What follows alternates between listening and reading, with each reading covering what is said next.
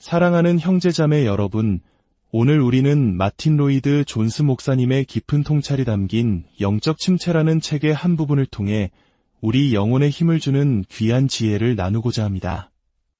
이 말씀이 여러분의 마음에 와 닿는다면 좋아요와 구독을 통해 이 은혜의 여정에 동참해 주시고 공유를 통해 선한 것을 나누는 일에 함께해 주시길 바랍니다.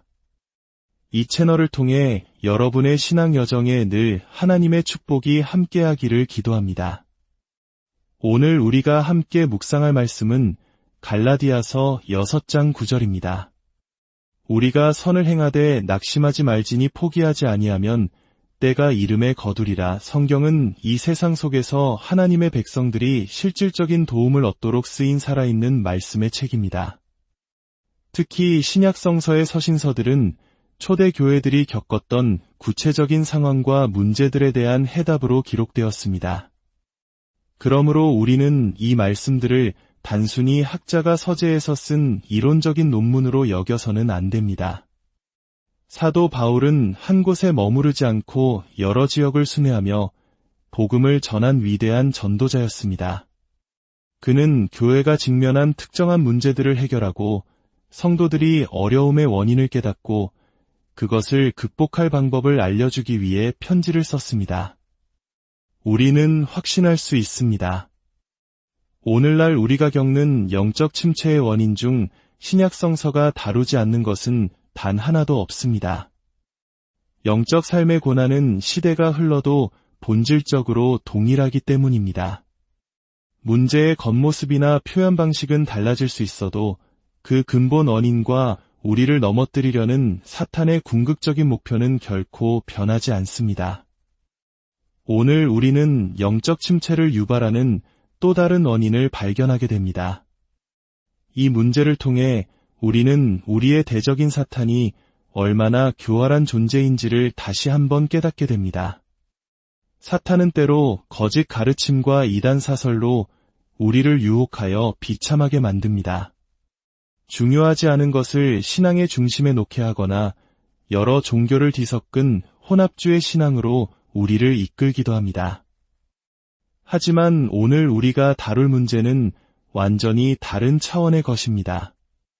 사도 바울이 여기서 경고하는 위험은 이단이나 잘못된 교리에 빠지는 것이 아닙니다.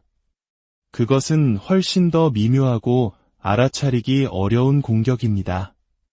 겉보기에는 아무런 문제가 없어 보입니다. 사람들은 여전히 올바른 방향으로 걷고 있지만 그저 지치고 피곤해진 상태에 빠져버리는 것입니다. 바로 여기에 올바른 길을 가고 있으면서도 영적으로 지쳐버린 사람들의 모습이 있습니다. 그들은 신앙의 여정을 포기하지 않았고 방향도 틀리지 않았습니다. 하지만 발걸음은 천근만근 무거워지고 고개는 땅으로 향하며 두 손은 힘없이 축 늘어져 있습니다. 그들이 보여주는 모습은 이 세상 속에서 그리스도인이 보여주어야 할 생명력과 활기와는 정반대의 모습입니다. 이러한 선한 일에 지치는 경향을 이해하는 가장 좋은 방법은 먼저 이것을 인생의 보편적인 현상으로 살펴보는 것입니다. 우리는 이것을 중간 시기의 위기라고 부를 수 있습니다. 이는 그리스도인의 삶뿐만 아니라 우리 모두의 인생에서 나타나는 현상입니다. 인생의 중반기 혹은 우리가 흔히 말하는 중년의 위기가 바로 그것입니다. 청년기에는 젊음이라는 보상이 있고 노년기에는 연륜과 평안이라는 보상이 있습니다. 하지만 그 사이 인생의 중반기는 특별한 보상 없이 책임감과 현실의 무게만이 가득한 가장 힘든 시기일 수 있습니다. 나이가 들면서 우리의 체력과 회복력은 자연스럽게 떨어지고 모든 것이 예전 같지 않다는 것을 느끼게 됩니다. 이는 우리가 경험을 통해 너무나 잘 아는 사실입니다. 이것은 우리의 직업과 경력에도 동일하게 적용됩니다. 많은 사람들이 성장과 발전을 거듭하다가 어느 순간 정체기에 도달합니다. 더 이상 발전하기 어려워진 그 지점에서 처음 그들을 이끌었던 열정과 자극 없이 현재 수준을 유지하는 것은 상상 이상으로 어려운 일입니다. 때로는 사업을 처음부터 일구는 것보다 이미 이룬 사업을 유지하는 것이 훨씬 더 힘들다고 말하는 사업가들도 있습니다. 무언가를 쌓아 올릴 때는 모든 것이 순조롭게 느껴지지만 정상에 도달하여 초심의 자극을 잃어버리는 순간 그 자리를 지키는 것은 극도의 어려움이 됩니다. 세상의 어떤 분야에서든 가장 성공한 인물들의 전기를 읽어보면 그들 모두가 입을 모아 말합니다. 자신의 인생에서 가장 힘들었던 시기는 바로 그 정책이 고원에 머물렀던 시기였다고 말입니다. 이는 우리의 신앙생활, 영적인 삶에서도 마찬가지입니다. 모든 것이 새롭고 놀랍고 경이로웠던 첫 신앙의 경험이 지난 후의 단계입니다. 끝이 없을 것 같았던 새로운 발견과 깨달음의 시기가 지나고 어느덧 우리는 신앙생활에 익숙해집니다. 처음과 같은 놀라움이나 감격은 줄어들고 모든 것이 당연하게 느껴지기 시작합니다. 더 이상 아무런 변화나 진전이 없는 것처럼 느껴집니다. 이것은 개인에게도 교회 공동체에게도 심지어는 한 국가나 사회 전체에도 해당될 수 있는 현상입니다. 선교지에서 사역하는 선교사님들 또한 이 문제에 깊이 공감할 것입니다. 처음에 신선함과 기대감, 열정이 사라지고 매일 똑같은 일상이 반복될 때 영적인 침체라는 시련이 찾아옵니다.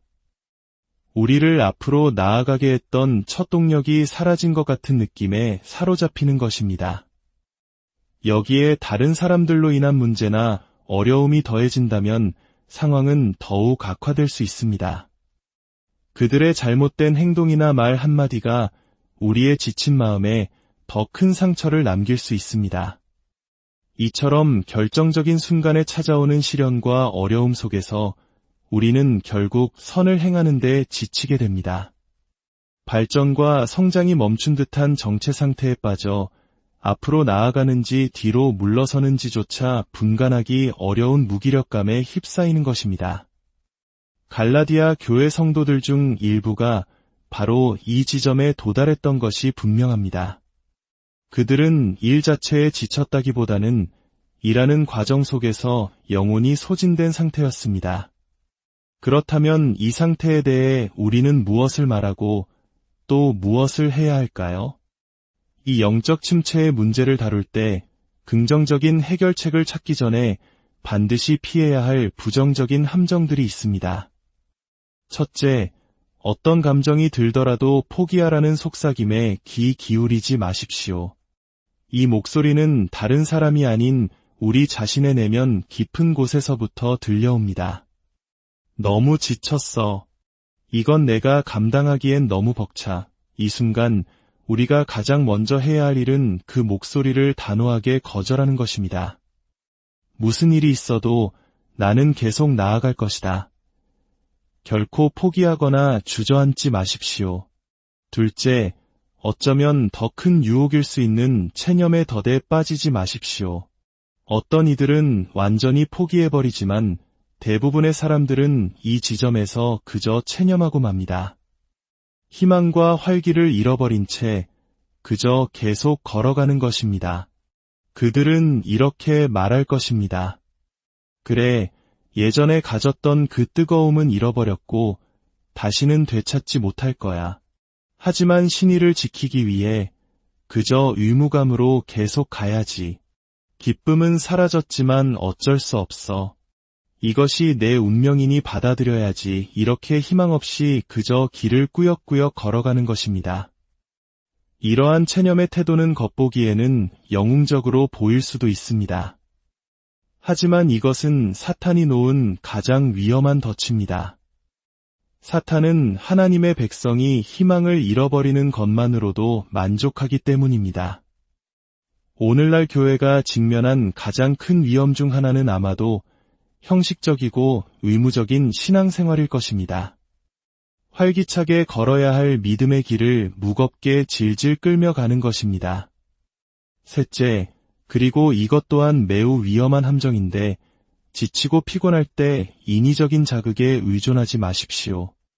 많은 사람들이 직업이나 사업에서 성공을 이룬 후 탈진 상태에 빠졌을 때 이 유혹에 넘어갑니다. 예전과 같은 활력과 열정이 없다는 것을 깨닫고 무언가 특효약이 필요하다고 생각합니다. 많은 알코올 중독자들이 처음에는 조금만 마시면 기운이 날 거야라는 생각으로 시작했습니다. 사람들은 마약이나 다른 것들에도 같은 방식으로 의존하게 됩니다. 이것은 영적인 영역에서도 똑같이 적용됩니다. 저는 교회 안에서 영적 침체를 겪는 사람들이 인위적인 감정을 만들어내거나 새로운 방법을 도입하여 문제를 해결하려는 것을 보았습니다. 이 침체에서 벗어나야 해 라고 외치며 새로운 프로그램을 조직하고 사람들의 이목을 끌 만한 새로운 행사를 기획합니다. 하지만 이것은 마치 알코올이나 마약에 의존하는 것과 같습니다. 인위적인 자극에 의존할수록 우리의 자연적인 영적 에너지는 더욱 고갈될 뿐입니다. 그리고 에너지가 고갈될수록 더 강한 자극을 필요로 하게 되는 악순환이 반복됩니다. 이 세 가지 부정적인 함정을 피했다면 이제 긍정적인 측면으로 나아가 봅시다. 선을 행하다 지쳐버린 우리 무엇을 할 수 있을까요? 가장 먼저 해야 할 일은 자기 성찰입니다.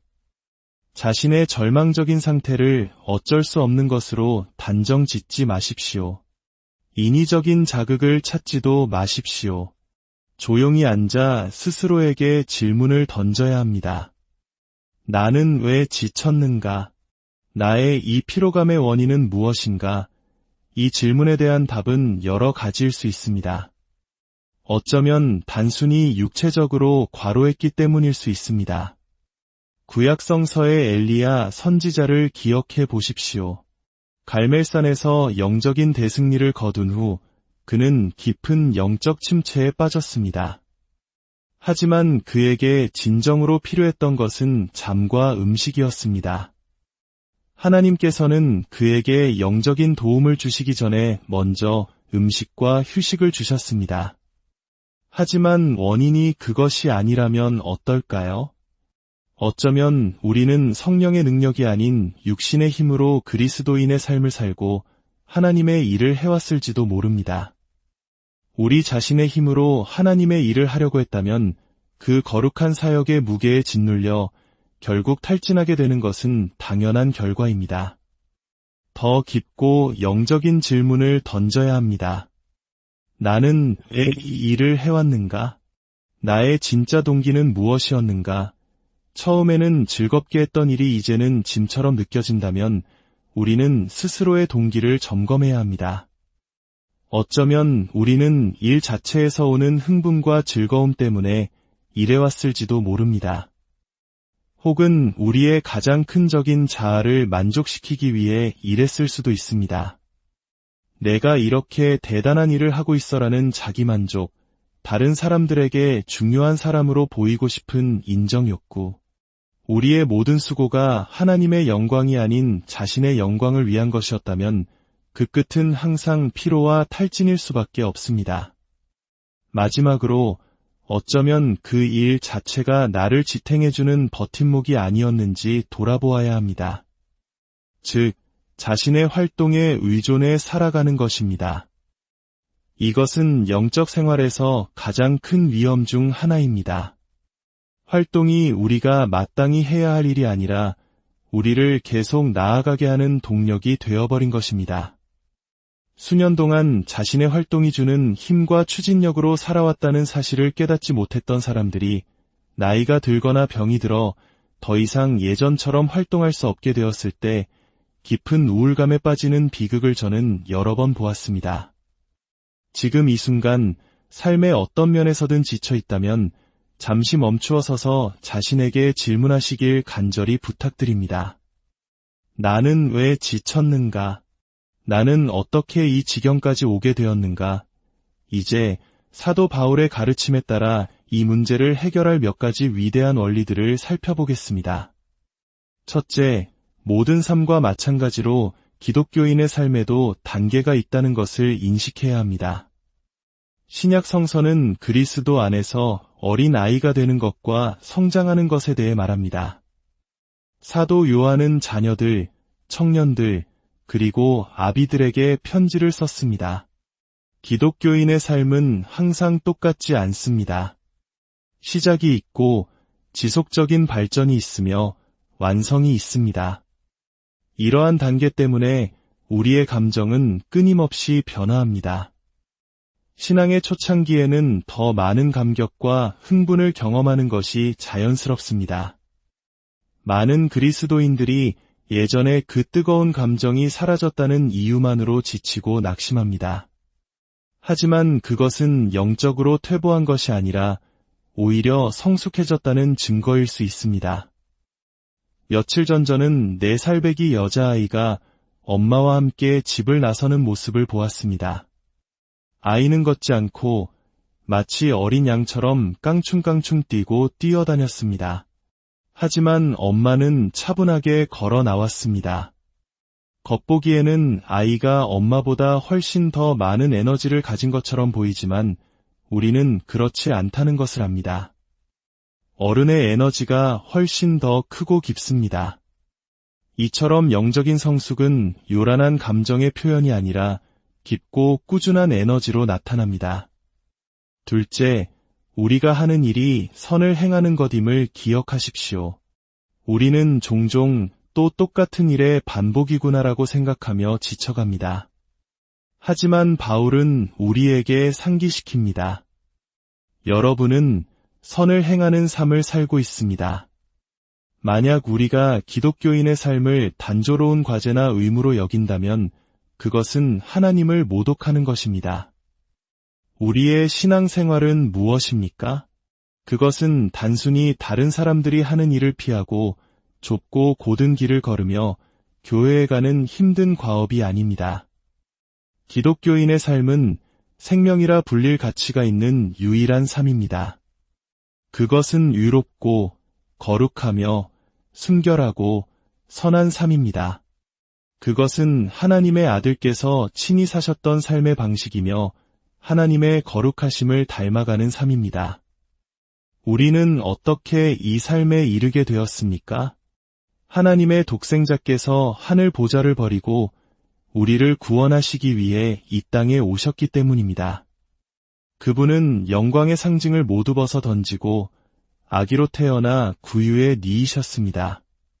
침뱉음과 조롱을 당하시고 가시 면류관을 쓰셨으며 우리의 죄값을 치르기 위해 십자가 나무에 매달리셨습니다. 우리가 지금 걷고 있는 이 고귀한 길의 가치를 단 한순간이라도 의심한다면 그것은 그분의 십자가에 다시 침을 뱉는 것과 같습니다. 셋째, 이 땅에서의 우리의 삶은 단지 준비하는 삶이라는 것을 기억하십시오. 우리가 선을 행하되 낙심하지 말지니 포기하지 아니하면 때가 이름에 거두리라. 때때로 삶이 너무 벅차게 느껴지십니까? 한 걸음 물러서서 여러분의 삶을 영혼의 관점에서 바라보십시오. 이 삶은 영혼으로 들어가기 위한 예비 학교에 불과합니다. 우리가 이 세상에서 경험하는 가장 큰 기쁨조차도 장차올 영원한 기쁨의 첫 열매여 맛보기에 지나지 않습니다. 일상의 고된 무게가 우리를 짓누를 때 이 사실을 기억하십시오.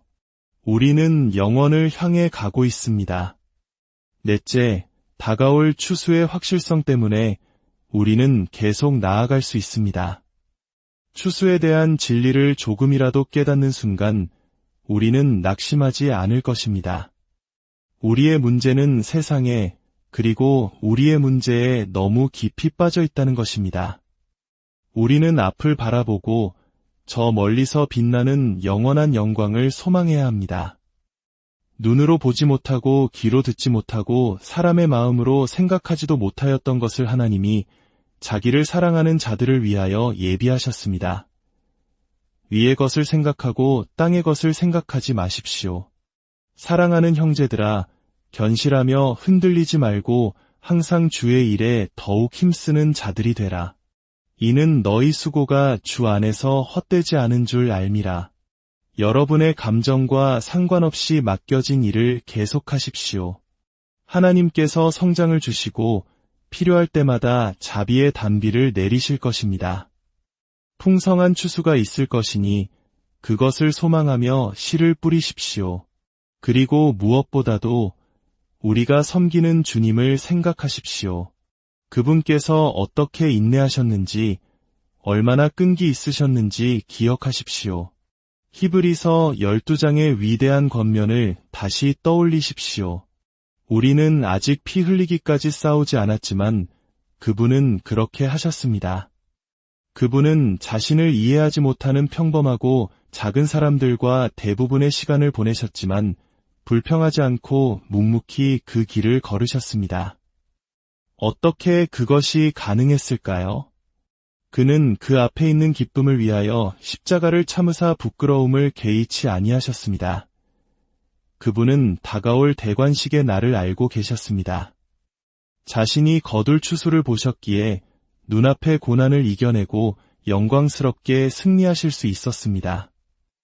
우리 또한 그분과 같이 되는 특권을 누리고 있습니다. 누구든지 나를 따라오려거든 자기를 부인하고 자기 십자가를 지고 나를 따를 것이니라. 어쩌면 우리는 그분의 이름을 위해 고난받는 영광을 누리고 있는지도 모릅니다.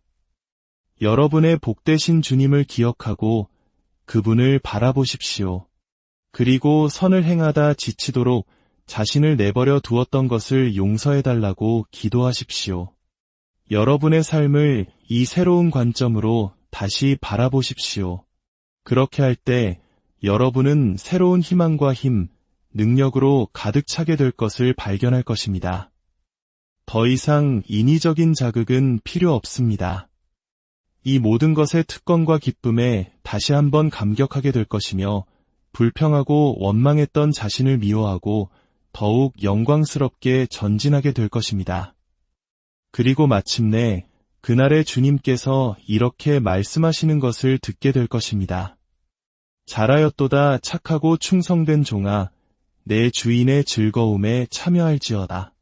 내 아버지께 복받을 자들이여 나와 창세로부터 너희를 위하여 예비된 나라를 상속받으라. 이 말씀을 듣는 모든 분들의 지친 영혼 위에 하나님의 깊은 위로와 샘솟는 새 힘이 가득하기를 간절히